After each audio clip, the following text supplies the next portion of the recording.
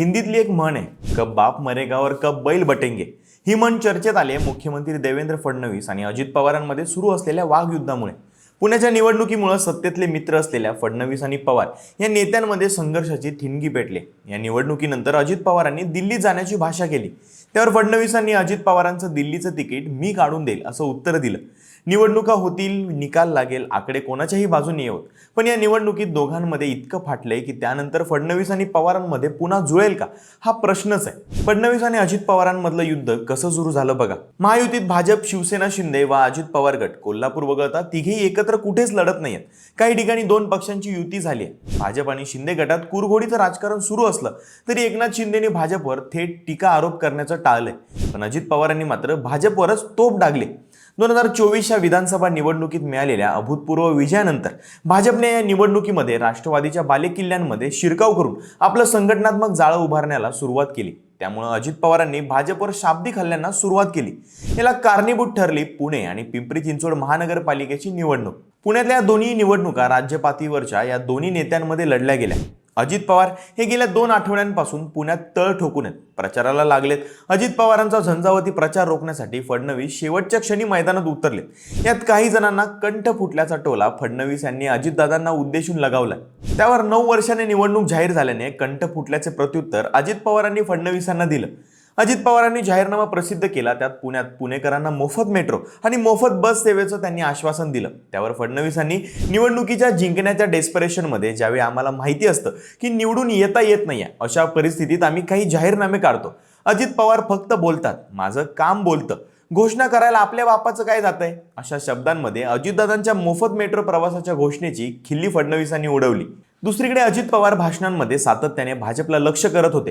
पिंपरी चिंचवडमधून अजित पवारांनी भाजपवर आरोपांची राळ उठवल्यानंतर राष्ट्रवादी भाजपमधला वाद वाढतच गेला. पिंपरी चिंचवड 5 वर्ष भाजपची सत्ता होती. दरम्यान याच कार्यकाळात भाजपने केलेल्या भ्रष्टाचाराची यादी अजित पवारांनी वाचली.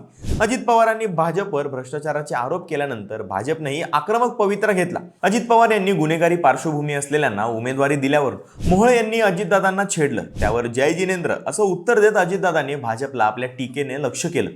70,000 कोटी रुपयांचा आरोप करणाऱ्यांबरोबरच मी सत्तेत आहे असं सांगून अजितदादांनी भाजपच्या नेतृत्वालाच ललकारलं. तर त्या प्रकरणाचा तपास अजून बाकी आहे असं चंद्रशेखर बावनकुळे यांनी अजितदादांना बजावलं. तर सिंचन घोटाळ्याच्या फाईल्स अजूनही माझ्या कपाटात आहेत.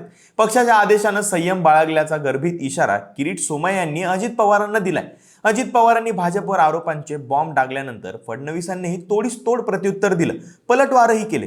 अजित पवार यांच्या पक्षाने गुन्हेगारी पार्श्वभूमी असलेल्यांना तसेच त्यांच्या नातलगांना दिलेल्या उमेदवारीबाबत फडणवीस यांनी गुंडांची जागा महापालिकेत नसते तर तुरुंगात असते असा बोचरा टोमणाही मारला. थोडक्यात या दोघांमधले वाघयुद्ध रंगत गेलंय. सभांना परवानगी नाकारण्यावरूनही संघर्ष यांच्यामध्ये दिसून आला. अजित पवारांनी आरोप केला की त्यांच्या सभांना परवानगी नाकारण्यासाठी पोलिसांवरती दबाव टाकला जातोय. याच दरम्यान मतदानाला काहीच तास शिल्लक असताना पालिकेच्या मतदानानंतर देवेंद्र फडणवीसांसोबत बोलणार आणि दिल्लीत भाजपच्या पक्षश्रेष्ठींसोबत चर्चा करणार असल्याचं अजित पवारांनी एका मुलाखतीत म्हटलं. त्यावर फडणवीसांनी मी संयम पाळलाय, पण सध्या दादांचा संयम ढळलेला दिसतोय. त्यांना दिल्लीत आमच्या वरिष्ठ नेत्यांना भेटायला जायचं असेल तर ते जाऊ शकतात. त्यांना विमान सुद्धा देण्याची व्यवस्था मी करेन, तिकीट सुद्धा काढून देईन. महायुतीमध्ये वेगळं लढताना परस्परांवर टीका टिप्पणी करू नये असं ठरलं होतं, पण अजित पवारांनी ते पाळलं नाही असंही सांगायला फडणवीस विसरले नाहीत. इतकंच नाही तर फडणवीसांनी खिशात नाही आणा आणि मला बाजीराव म्हणा असं अजित पवारांना उद्देशून म्हटलं. त्यावर अजित पवारांनी प्रत्युत्तर देताना, होय मी बाजीरावच आहे. 9 वर्ष महापालिकेची तिजोरी भाजपकडे होती, त्यांनी ती रिकामी केली असा पलटवारही अजितदादांनी केला. भाजप शासित सरकारच्या कामगिरी आणि विश्वासार्हतेवर मित्रपक्षांकडून होणारी तीव्र टीका शांतपणे सहन केली जाणार नसल्याचा इशारा भाजपकडून देण्यात आला. तेव्हा हे युद्ध आता अंगावर येण्याआधीच अजितदादांनी केंद्र आणि राज्य सरकारांनी भरपूर निधी दिला, चांगल्या योजना राबवल्या, पण स्थानिक भाजपच्या नेतृत्वाने भ्रष्टाचार केला. माझी टीका केंद्रीय आणि राज्य नेतृत्वाविरोधात नाहीये तर स्थानिक नेत्यांबाबत आहे अशी नरमाईची भूमिका सुद्धा घेतली. त्यावर मग फडणवीसांनी 29 पैकी 27 महापालिकात भाजप, शिवसेना आणि राष्ट्रवादी काँग्रेसच्या महायुतीची सत्ता येईल असं म्हणत शस्त्र म्यान केली. प्रचाराच्या समारोपामध्ये दोघा नेत्यांमधील गोळीबार थांबला. पुण्याची सूत्र अजित पवारांना स्वतःकडे हवी आहेत. भाजप अजित पवारांचे पुण्यातले वर्चस्व मान्य करायला तयार नाही. साहजिकच आहे, भाजपला पुण्याच्या आसपासच्या परिसरामध्ये पक्ष वाढवायचा आहे. त्यातून हा वाद उद्भवला. आणि पुण्यातील निवडणूक ही फडणवीस पवार या पुण्याबाहेरील नेत्यांमधील संघर्षाची ठरली. पण प्रश्न हा आहे की निकालानंतर हा संघर्ष शांत होईल का? दोघा नेत्यांमध्ये इतक्या टोकाच्या टीका झाल्या, त्यावरून दोघांमधलं अंतर वाढेल की कमी होईल? तुम्हाला काय वाटतं? कमेंट करून नक्की सांगा आणि लगावबत्ती या यूट्यूब चॅनलला सबस्क्राईब करायला विसरू नका.